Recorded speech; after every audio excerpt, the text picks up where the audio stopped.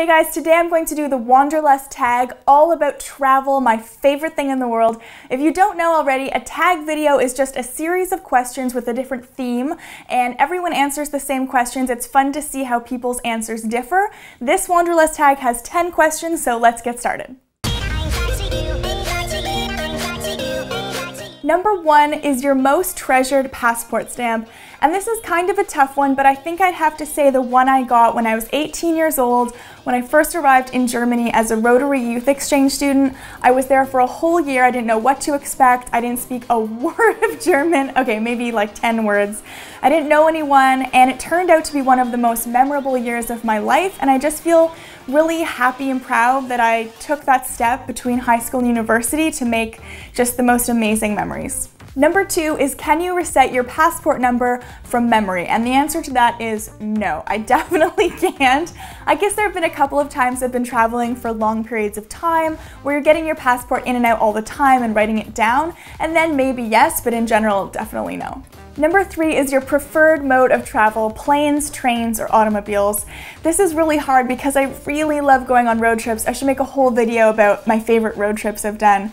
But I think I'd actually have to say trains, because for me, and maybe you feel the same way, there's something about being in the window seat of a train, looking out the window, listening to music or something, and it just makes me feel really happy and calm and excited about life and the future and kind of reflective, and I always feel that way sitting on a train, and it's a really nice feeling, so I think I'd have to say trains. Number 4 is your top 3 travel items. I'd have to say my Bose noise-canceling headphones, which are fantastic when you just want to carve out some quiet time for yourself. I did a whole blog post on these, so I'll link them down below if you're interested to learn more. Also, a camera, of course, is a no-brainer, but I like to bring at least one camera, usually more than one type, so I can document the trip in different ways with different cameras.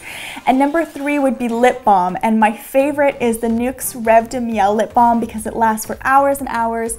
You don't have to worry when you're on the road about getting it in and out of your bag, so that's something I always travel with now. Number 5 is hostels or hotels.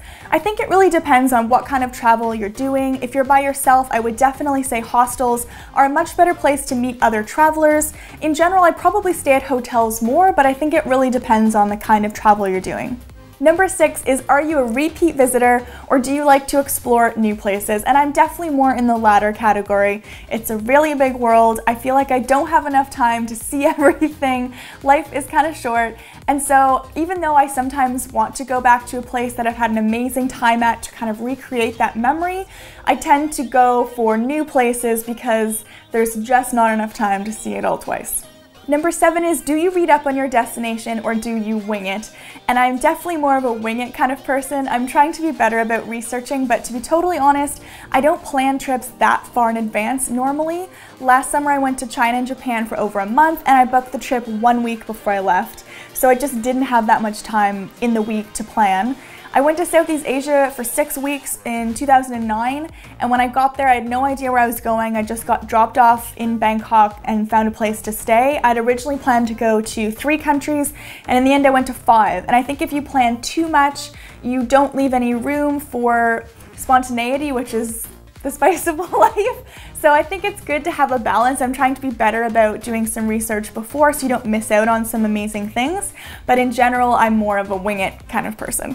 I also have a whole section on my blog called Wanderlust, and I did do a trip planning blog post, so I'll link that below if you're interested. Number 8 is your favorite travel website. I have a few. I'm a big fan of Lonely Planet guidebooks, and they have a great website as well. TripAdvisor is great for very up-to-date reviews of hotels and restaurants. Maybe someone's been there earlier that day and they'll tell you what they thought, so it's really current, which is nice. I also like the city guides on Design Sponge, and especially if you're doing a road trip, maybe around the US, they have really great recommendations of places to shop or places to stay, and I've had really good luck with that in the past. Number 9 is, where would you recommend a friend to visit? Name the city and why. This one is pretty easy because I love Iceland. It's probably my favorite place in the whole world. My family is from Iceland and I met my boyfriend there, so I have a lot of bias. But Reykjavik is an amazing city and I would recommend anyone to go there. Even if you only have a few days, you can see quite a lot of Iceland in just a few days. They have amazing art and music, the food is delicious, lovely people, amazing shops and architecture. The landscape is incredible, like nothing you've ever seen, so that would be the place I'd recommend anyone to go. Number 10 is you're leaving tomorrow, money is no object, where are you headed? This is super easy because I want to go to Antarctica. It's the only continent I've never been to. I definitely plan to go there in the future. The cost is very high, so if money were no object, I would be getting my woolies on and heading there tomorrow. I tag everyone to do this video, and in particular, my friend Zoe, who has a wonderful channel here on YouTube. I'm going to link it below. She has Wanderlust, which has just taken her all the way to Rome, where she's now living out her dream. She's documenting everything on her YouTube channel, so go and subscribe to see her extended Roman holiday.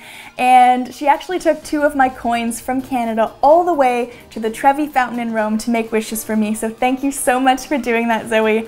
I hope that you guys enjoyed watching this video. Please give it a thumbs up if you did, subscribe if you haven't already, and I'll see you in my next video. I could feel my bikini bottoms filling with water, so the elastic was coming away from my skin and they were filling with water, and I was just going, please, please, elastic, hang in there for me, buddy. And 1 second later, they were off. It was one of those cartoon moments where I just felt them go, and it just went from here to here, and there was nothing covering my tush whatsoever.